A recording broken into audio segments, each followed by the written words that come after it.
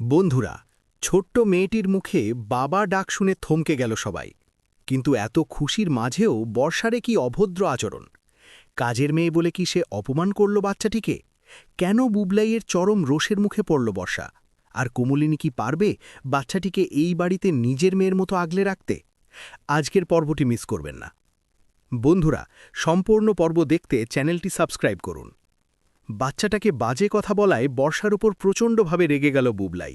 হ্যাঁ বন্ধুরা, গল্পের শুরুতে দেখা যাবে বাচ্চাটা মাংস ভাত খেতে চাইলে মিঠি বলে, কি গো মা, বাড়িতে কি রান্না করা আছে? ও তো মাংস খাবে।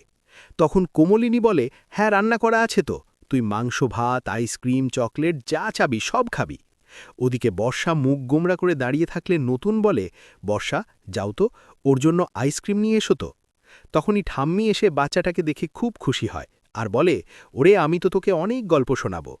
ওদিকে অন্নপূর্ণা হাত জোড় করে বলে, বৌদি, আমার মেয়েটাকে তোমরা আগলে রেখো, আমার তো আর কিছু দেবার নেই, গায়ে গতরে খেটে দিয়ে যাব। তখন কোমলিনী বলে, এসব কথা বলো না অন্নপূর্ণা, যখন ইচ্ছে মেয়েকে দেখতে চলে আসবে, ও আমাদের কাছেই থাকবে। এরপর অন্নপূর্ণা চলে যেতে চাইলে বাচ্চাটা কান্নাকাটি শুরু করে। তখন নতুন বলে, শোন মা, তুই এখানে সবার সাথে মিলেমিশে থাকবি। তখন বাচ্চাটা হঠাৎ নতুনকে বাবা বলে ডেকে বসে, যা শুনে সবাই অবাক হয়ে যায়। বাচ্চাটা বলে, আমার নিজের বাবা তো ভালো নয়, তাই তোমাকে আমি বাবা বলে ডাকব। তখন কোমলিনী বলে, তুই আমাকে কি বলে ডাকবি রে? বাচ্চাটা বলে, আমি তোমাকে নতুন মা বলবো। কিন্তু কোমলিনী বলে, না, তুই আমাকে মাম বলে ডাকবি।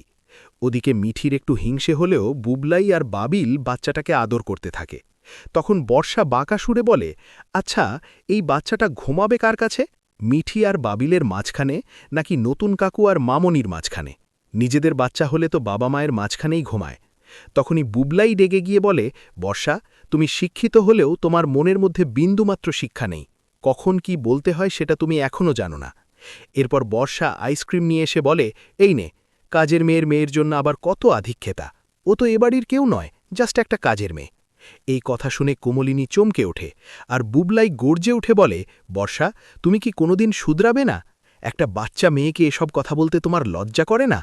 নতুন ও কড়া ভাষায় জানিয়ে দেয়, ও এ বাড়ির মেয়ের মতোই থাকবে, যতদিন না ওর জন্য ভালো কোনো ব্যবস্থা হচ্ছে। বর্ষা তখন মনে মনে ফুঁসতে থাকে আর বাচ্চাটা কোমলিনীকে শক্ত করে জড়িয়ে ধরে বলে, আমি তোমাকে ছেড়ে কোথাও যাব না, তুমিই আমার মা। তো বন্ধুরা, বুবলাই কি পারবে বর্ষাকে উচিত শিক্ষা দিতে? কমেন্টে জানান। আপনাদের কি মনে হয়, বর্ষার এমন আচরণ কি ঠিক? কমেন্টে অবশ্যই জানান। এই ছোট্ট মেয়েটিকে কোমলিনীর নিজের মেয়ে হিসেবে মেনে নেওয়াটা আপনার কাছে কেমন লেগেছে?